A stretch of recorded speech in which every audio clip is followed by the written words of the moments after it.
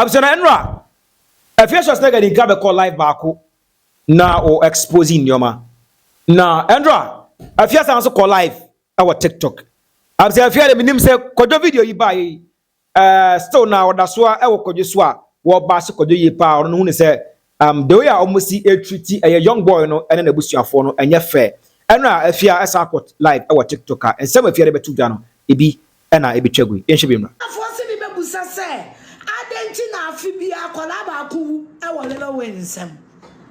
Ghanaians are beginning to be worried. Ghanaians are beginning to be worried.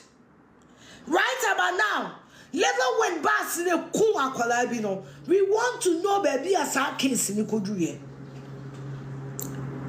Lil Wayne bass na eku ni school bus ne ku akola bi no ya pese hu ba bi asasem ne koduru ye samo koduru ye na busuafo na se mode ne nkwa asesa Lil Wayne nkwa na mubufu ye wa boda mwate eno keke no ka kire won mu kodu ye no abusuafo no omo de ani die ma omo de ani die ma omo de ani die ma mode mo nkwa asesa ne nkwa what kunyeba? They couldn't look at you and call you a murderer. Would now say and young men are make car say Papa no and find a bank snack came no money seatbelt a crime. Papa no within a bank snack car front a crime. That's one for Jimmy, one for Jimmy and for who at that war won't see a movie a watcher and too many person quite the Nadi pabewu nadi pewu. Unkwasi a movie a watcha. Now many person quite the day nadi pabewu. Nadi pewu. And to send you a hotel. And Kakolana to kind of front, no. Wouldn't you be police for bet channel?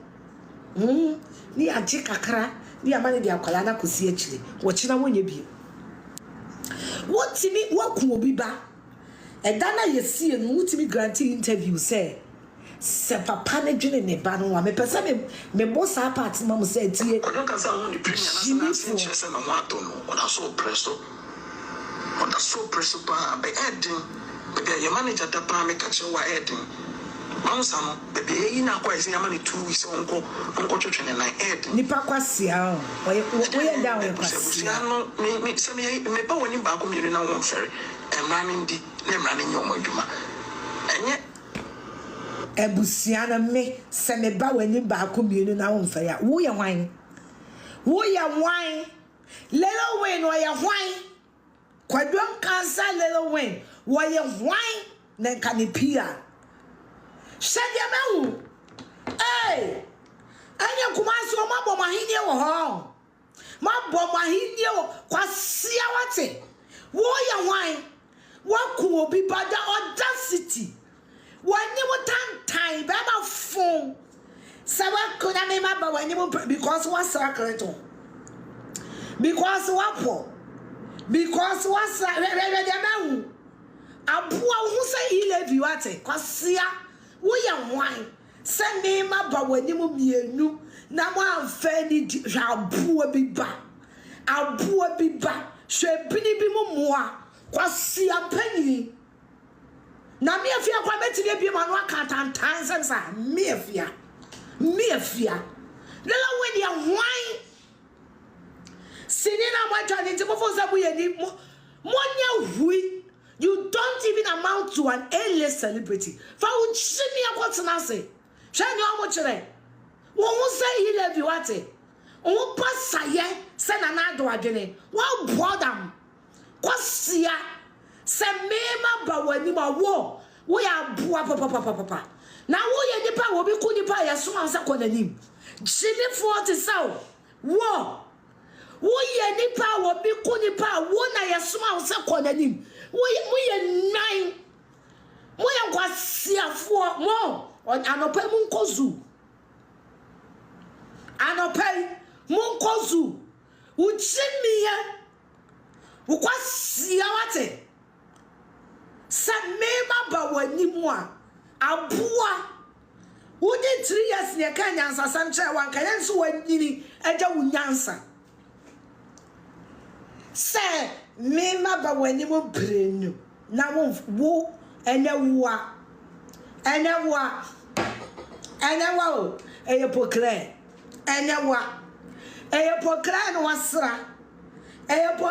wasra nti e o sa we fine boy na I fine boy ne ma o enewa me hweli chimie kwasia wate aboa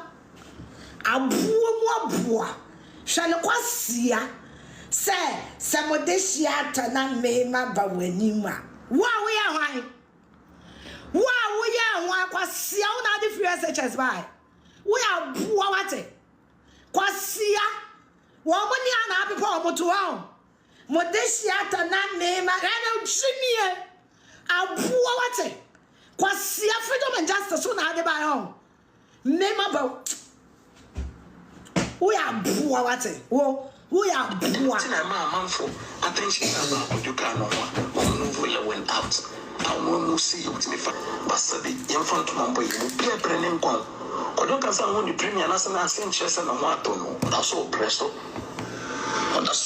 pa be edin be your manager da pa me catch wa edin onsa no be eyi na kwa esi na 2 weeks onko twetwe na edin then you me busa no me se me ba woni ba ko mi na won fere e ma me ndi me ba woni ba ko mi na won fere na me kana mo de bo me kana kwanka kwasia to say wona woni me ba discuss krama ne ho asem wo aboa wate and yet so disrespect. Now what is the job of a PR? Say me ma ba we hwede me hu sa ya kwasa right to aba ma mo da ben wo wa ba nani mu a enye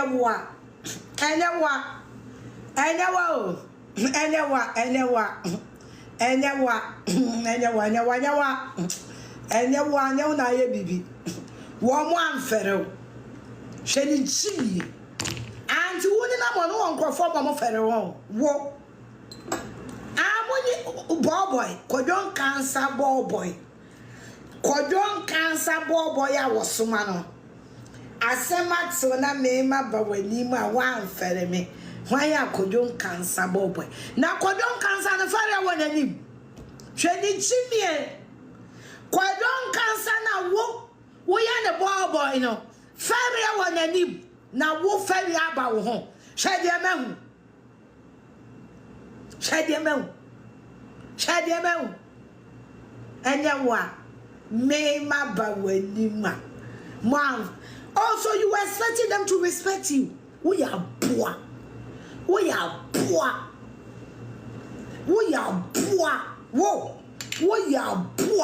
o tebia nezu wo ya poor wona wona no motsna bia anezu wo waba wo shejia bi humre wo waba nani mo manfere wo enko ebesi na minimudi wo wako obi anima wo enko kwado cancer enko te sawo yamfa fere yamawo enko abuo besi na yabodi what you kwasia message sibi yabodi you are still addressed as kwadon cancer pa abuo enko te say wo man fa fere ama enko asetera te say enko te say yamfa bu ama o enko we abuo papa we kwasia ye jimifo Udini enko, unimanko, kwadon cancer Lil Wayne enko. Ebesi no bia ni mudio. Unim say the address so. Lil Wayne pie, we yakwasia. Yemfa ni die mani pa. Yedu obi di na address so. We aboa na wo identity ni wan. Oma amfa feri ama enko. Yemfa ni di ama wo enko. I don't blame you. Esatera, I don't blame you. Esatera, ETC, I don't blame you. blame you. Me say wo ye enko. When is someone a year fierce was nigga, Elebetuja. Now, what you say, I mean, on the still now, she's not convinced about a joining the management. Not, I mean, paying tribute to the little boy now who were free. No, now, I'm press somebody about one channel crown who say, I mean, it's not right. So I'm be released press, but I mean, could you to go to the family personally now if you want to encoding come on? Because you see the pa and kasa enu masem MRT chere. What I say, special say obaso subscribe now if you comment like na share video for this.